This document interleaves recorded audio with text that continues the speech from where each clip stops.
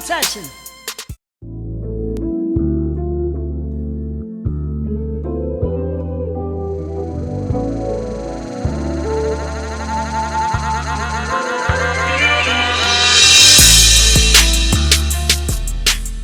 Is dead after committing suicide outside of his lawyer's office this afternoon. What we know so far is that Christopher Darren Smith is scheduled for a court hearing this morning.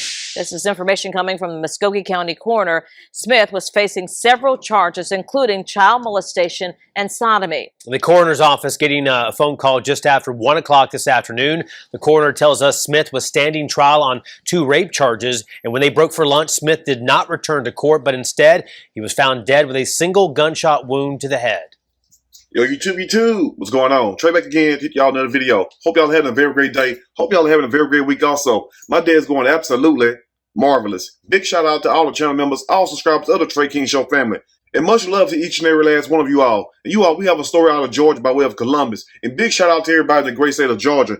Everybody in the great city of Columbus. Now, before I start this story, I want you all to know one thing, is that it pays to do the right thing. Yes, I'm going to keep emphasizing that. I know I'm probably about the only YouTube channel that tell you that almost every video, to do the right thing and also treat others the way that you would want them to treat you, because it will carry you a long way in life, as you all can tell as I dive deeper into this video. Now, this story right here really comes as no surprise, because I seen this coming a long time ago. And all this took place, yes, back since April of 2019, when you have a pastor named Christopher Darren Smith, who was arrested, yes, for all kinds of charges. And I'm going to read some of those charges out right now. He was arrested for 2 counts of aggravated child molestation, sodomy, and contributing to the delinquency of a minor. Now, if those ain't charges right there to make you want to just go grab your Bible and clutch your pearls, I don't know what is. But at the same time, I want you all to know this right here, is that you have a choice in life. Yes, you have a choice in life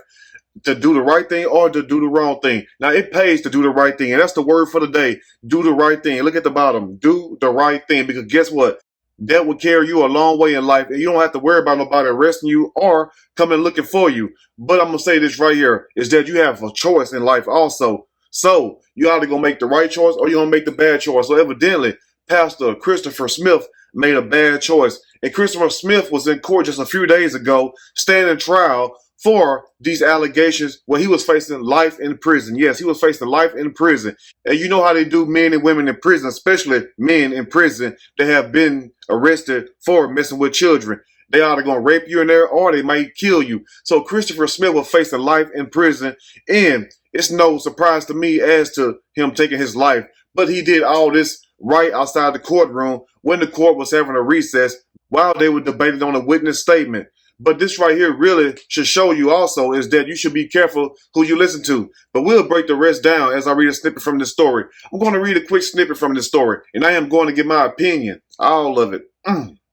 Surely, as we go, Columbus pastor commits suicide during rape trial recess. And damn, what a price to pay. Now, one thing you may be saying, well, Trey, well, he don't have to worry about going to prison now. Well, yes, he does. He have to worry about going to the eternal prison. And that's called what? Hell. Yes. You will never escape anything in this life. You're not going to escape doing people wrong in this life. So let me just tell you all that right now. Even people that's going around killing people and hurting people for no damn reason. Guess what? You may get a little monetary satisfaction. You may get a few material things. But guess what? Your soul is going to be required at the end to be paid up, because you cannot go through this life hurting people. It's going to come back to you this life or to the next life. Anyway, a 51-year-old Georgia pastor on trial for several charges, including the rape of a minor, killed himself during a court recess. The deceased, identified as Christopher Darren Smith, former pastor of Word of Truth Outreach Ministries in Columbus. And I wonder how those people at his former church are thinking about him right now. The fact that, you know, it says in the Bible, don't kill yourself. It says in the Bible, do not take your own life. Now, true enough, he was facing some hell of a charges here, charges that he brought upon himself, because didn't nobody tell him to go mess with a child or whatnot. And I'm sure some woman at his church, some woman around his town or city or whatever would have gave him some ass if he really would have just asked for it. Let's just be for real. And no, I'm not trying to be funny. I'm not trying to be mean. I'm just trying to paint a perfect picture, because we are grown folks, right? There's no children in here.